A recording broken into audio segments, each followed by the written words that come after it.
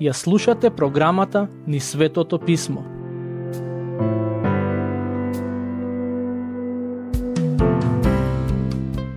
Драги слушатели, во денешната епизода ќе продолжиме со обработка на првата глава од посланието на Јаков. Овој дел од посланието се однесува на начините на кои се проверува искреноста на верата. Во првите 12 стихови, Јаков аргументира дека Бог ја испитува верата преку страдањата и неволите. Всушност, во оваа глава, тој го користи зборот искушенија во два контексти.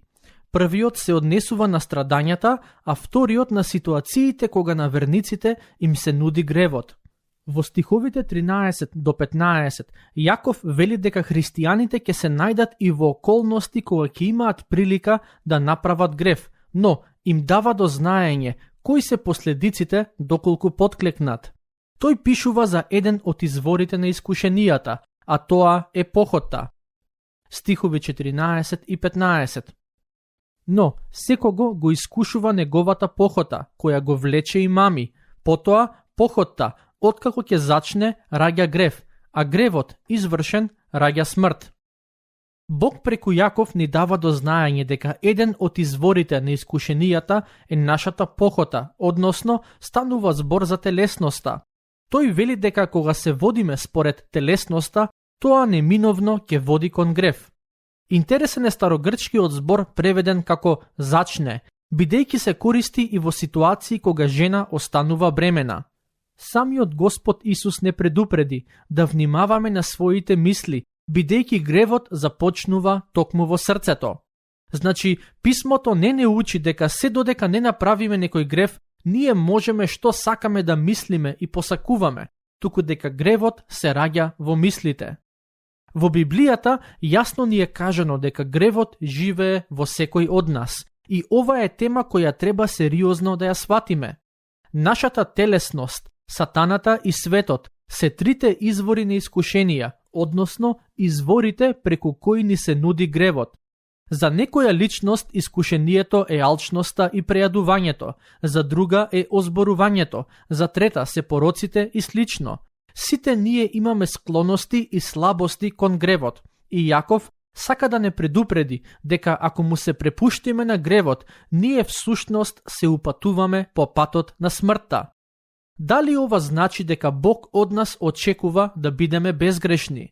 Се разбира дека не, христијанинот ќе сгреши, но важно е да се покае и да не се навраќа повторно на истото дело. Сите луѓе грешат, но разликата помеѓу христијаните и нехристијаните е тоа што христијаните се борат со гревот, а нехристијаните му се препуштаат. Патем, во овој дел од посланието Јаков пишува дека гревот води кон смрт. Интересно е тоа што во денешно време луѓето се поретко зборуваат за гревот. Мислам дека тој збор воопшто не им се допаѓа. Повеќе сакаат да зборуваат дека прават грешки, погрешни одлуки, дека имаат одредени слабости и слично, но освен во црквата, никој не зборува дека ние луѓето имаме грев. Предпоставувам тоа е така бидејќи ако луѓето признаат дека имаат грев, тоа би значило дека треба да бараат некое решение за своите гревови. А единственото решение за гревот е Господ Исус, кого светот секако го отфрли и до ден денешен го отфрла. Се разбира дека ваквиот обид да се избега од реалноста на гревот нема да даде позитивни резултати. Негирањето на вистината не ја прави вистината неважна. Јаков пишува дека гревот води кон смрт. Во Светото писмо се зборува за 3 видови на смрт и сите тие се последица од гревот. Прво, постои физичката смрт, која е последица на гревот на Адам и Ева. Второ, постои и духовна смрт. Сите духовно изгубени луѓе се и духовно мртви, односно, сите кои не веруваат во Господ Исус, чии гревови не се простени, се духовно мртви. И трето, постои вечна смрт. Гревот не само што привремено не одвојува од Бог, туку и вечно не одвојува од Бог, доколку не го исповедаме и не се покаеме за Него.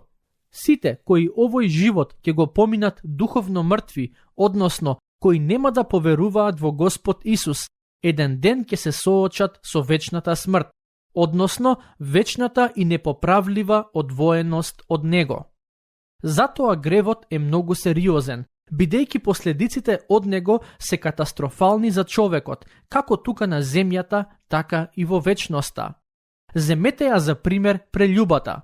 Кога еден човек е во брак, а сепак врши прељуба, тој си го уништува својот брак, своето семејство, и ако не се покае, ќе живее во духовна смрт тука на земјата и ќе ја искуси вечната смрт откако ќе ја напушти земјата. Можеби кога ја извршил прељубата, тој чувствувал некое грешно задоволство, но негативните последици од тоа дело се многу обемни. Или земете за пример човек кој е зависен од алкохол. Тој може да чувствува некое задоволство кога конзумира алкохол, но тој негов порок, доколку не го остави и не се покае за него, го води во духовна смрт на земјата и во вечна смрт во иднината. Патем сакам накратко да се навратам на прељубата, бидејќи ми се чини дека е грев кој станува се позастапен помеѓу луѓето. Јас служев како пастор долги години и од лично искуство можам да ви кажам дека луѓето често на овој грев му пристапуваат невнимателно и потоа си ги уништуваат како и своите, така и тугите животи. За жал, честопати тие се обидуваат да најдат логични причини и аргументи зошто не би било проблем да се влезе во таков однос. Пред многу години кај мене во канцеларија дојде еден човек кој ми рече: се заљубив во многу убава жена, сакам да биде моја. Му реков: ја прашали дали сака да се венчате? Тој рече: не, затоа што е мажена. Му реков: тогаш нема што да правиш со таа жена. Ми одговори: сакав да те прашам, дали би било во ред таа да се разведе и да се омажи со мене? Ја прашав, ми кажа дека е подготвена да го направи тоа. Му одговорив: не е важно дали сака. Ти се наоѓаш во искушение и како што можам да видам, се повеќе попушташ пред тоа искушение. Излези од искушението пред да биде предоцна. Човекот излезе од мојата канцеларија. Јас се обидов да му внесам Божи страв во неговите коски. Патем, навистина бев изненаден што воопшто дојде кај мене со таква желба, бидејќи го познавав одреден период и за него имав навистина добро мислење. Како и да е, тој беше во искушение како што секој од нас се наоѓа во разни искушенија.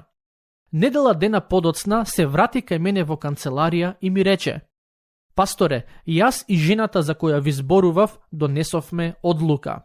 Кога ми го кажа тоа, се стаписав бидејќи за момент помислив дека донеле погрешна одлука. Тој продолжи и ми рече: свативме дека во овој живот, тука на земјата, ние не можеме да бидеме заедно. Не можеме да влеземе во брак и затоа веќе не ни размислуваме за тоа. Но, навистина би сакал еден ден, може би во рајот, Бог да не спои за вечноста. Не му дадов никаква лажна надеж во однос на тоа, бидејќи не верувам дека Бог исполнува такви желби, но мило ми беше што одлучија да не прават какви било напори за да го растурат нејзиниот брак и да бидат заедно. Не само тоа, туку свесен за искушението во кое ќе се најде во иднина, доколку често ја гледа таа жена, човекот одлучи да се пресели во друга држава. Мило ми е што ме послуша, но некои луѓе не ме слушаа кога им давав такви совети и потоа застранија од верата. Познавам маж и жена кои завршија во брак откако ги уништија првите бракови во кои се наоѓаа со други личности. Мислеа дека ќе бидат среќни, но се излажаа. Јаков вели дека кога похота ќе зачне, таа раѓа грев. Знаете, похота не може да роди праведност. Како што јаболкницата не може да роди банани, на ист начин нашата телесност не може да роди нешто што е добро и доблесно. Кога се водиме според телесноста, ние сигурно ќе се оддалечиме себе си од Бог. И ако не се покаеме за гревовите кои сме ги направиле, еден ден Бог ќе ни суди на судниот ден. Затоа, првично им велам на луѓето дека воопшто не треба да се водат според телесните страсти. Но ако некој во минатото веќе го направил тоа, најдоброто нешто што сега може да го стори е да прифати одговорност и да се покае за својот грев. Кога станува збор за изворот на искушението, честопати христијаните велат: ѓаволот ме искуша. Но Јаков тука ни дава до знаење дека дури и кога ѓаволот не искушува, мора да бидеме свесни дека самата наша грешна природа е склона кон гревот и затоа треба да бидеме внимателни, односно да не се правиме силни сами во себе кога сме искушани. Продолжуваме со читање, стих 16. Не мамете се, браќа мои возлюбени. Старогрчкиот збор, преведен како мамете, е зборот кој се користи кога некој застранува или тргнува по лош пат. Во една од неговите параболи, Господ Исус зборуваше за 100 овци, од кои едната застрани и пастирот тргна да ја бара. Токму тоа е она за кое Јаков пишува во овој стих. Тој не сака неговите читатели да застранат во однос на начинот на кој гледаат на гревот и на искушенијата. Како да сака да им каже: немојте да мислите дека можете да направите грев, дека можете да си играте со искушението и да се извлечете со тоа. Тоа е една од причините поради кои гревот е особено опасен. Кога ни се нуди гревот, со него ни се нуди и лажната идеја дека ако го земеме тоа што не ни припаѓа, ако го направиме тоа што ни е забрането, ние ќе имаме некое чувство на задоволство дека конечно ќе најдеме некој извор на среќа. Вистина е дека во некој случај гревот нуди некое така наречено задоволство, но тоа е краткотрајно. Проблемот со гревот е што многу ветува, а малку испорачува. Кога некој ќе биде во искушение да гледа порнографија, таа личност мисли дека од тоа искуство ќе добие некое големо задоволство, но на крајот ќе свати дека не е тоа така. Кога некој ќе почне да зема дрога, таа личност можеби се чувствува убаво во моментот кога ќе земе дрогата, но некое време подоцна се чувствува многу лошо.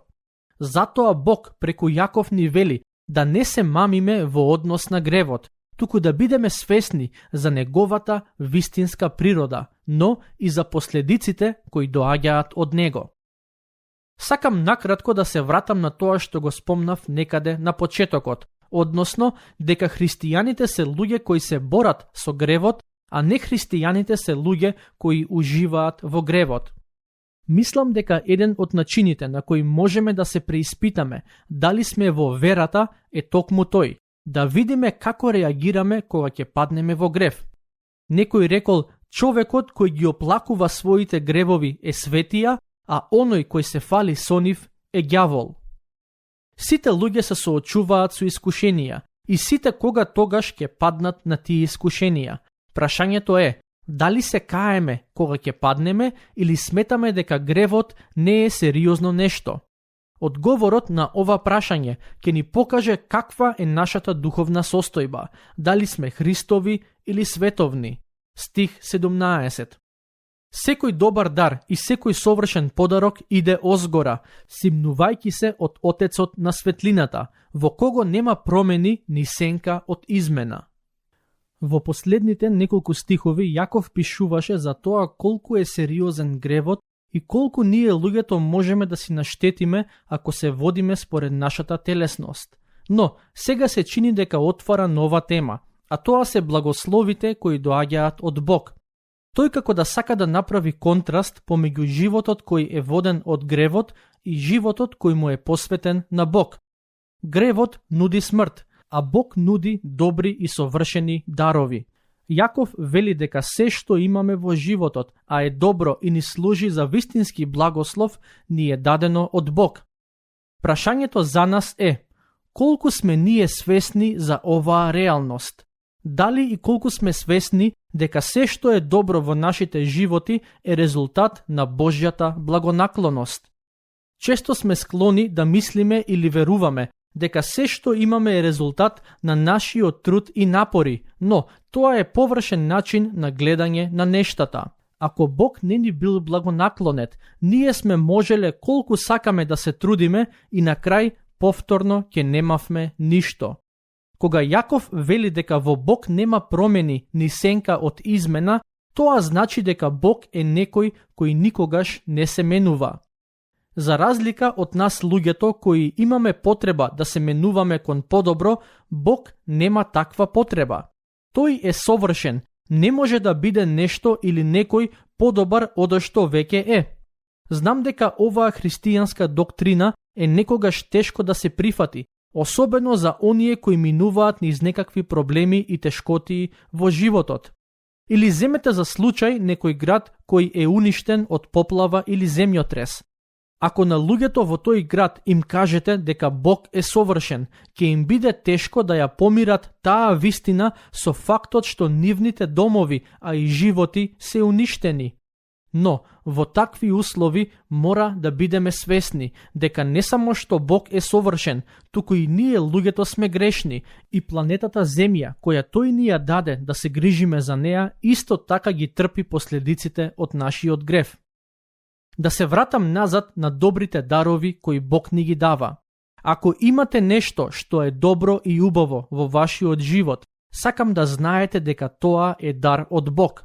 Всушност, сигурен сум дека имате нешто што е добро во животот. Не би сакал да ги набројувам сите благослови кои Бог ни ги дава, но само накратко ќе спомнам дека животот, семејството, пријателите, децата, храната, сите овие нешта ни се дадени од Бог. Штета е кога ги ползуваме овие нешта и сме благословени од нивната убавина, а сепак не сме благодарни за истите. Стих 18. Зашто тој не роди по својата волја преку словото на вистината, за да бидеме првина меѓу неговите созданија. Ова се однесува на духовното раѓање. Како Бог не роди? Јаков вели преку словото на вистината. Верувам некои од вас ќе се сетат дека на почетокот зборувавме за тоа дека гревот раѓа смрт. А сега Јаков пишува дека Бог не раѓа по својата волја преку словото на вистината. Повторно ни се нуди одреден контраст помеѓу тоа што гревот го прави за нас и тоа што Бог го прави за нас. Инаку овој стих не подсетува дека духовното раѓање не е наше, туку Божјо дело. Бог е оној кој не роди по својата волја преку словото на вистината. Ние без Бог сме духовно мртви и немаме никаква шанса да се родиме духовно без Него. Тој е оној кој го има започнато своето дело на спасение во нас преку Неговиот збор. Кога една личност ќе го слушне Божиот збор и ќе поверува во Господ Исус, тогаш велиме дека таа личност е наново родена. Стих 19. И така, мои возлюбени браќа, секој човек нека биде брз на слушање, а спор за зборување и бавен за гнев. Ова е важно да го имаме на ум. Бог не повикува да бидеме внимателни во нашето слушање, но и внимателни во нашето зборување. Да брзаме со слушањето, но да бидеме бавни со зборувањето и со гневот. Знаете, кога ќе се најдеме во ситуација да слушнеме нешто што не ни се допаѓа, сите ние имаме склоност бурно да реагираме или пак да кажеме нешто што не треба. Но христијаните треба да му дозволат на Бог да им даде смиреност, за дури и во такви ситуации да покажат пример на побожност. За оваа тема ќе продолжиме да размислуваме во следната епизода. До тогаш, Бог нека ве благослови.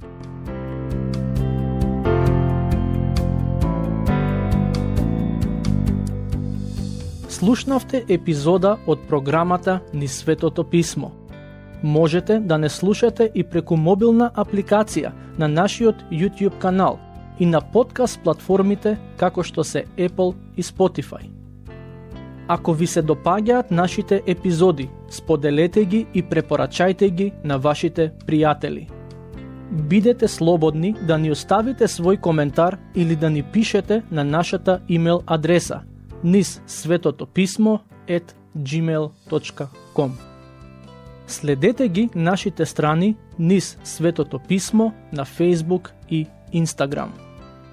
Епизодите од оваа серија можете да ги најдете и на нашата веб страна ttb.twr.org.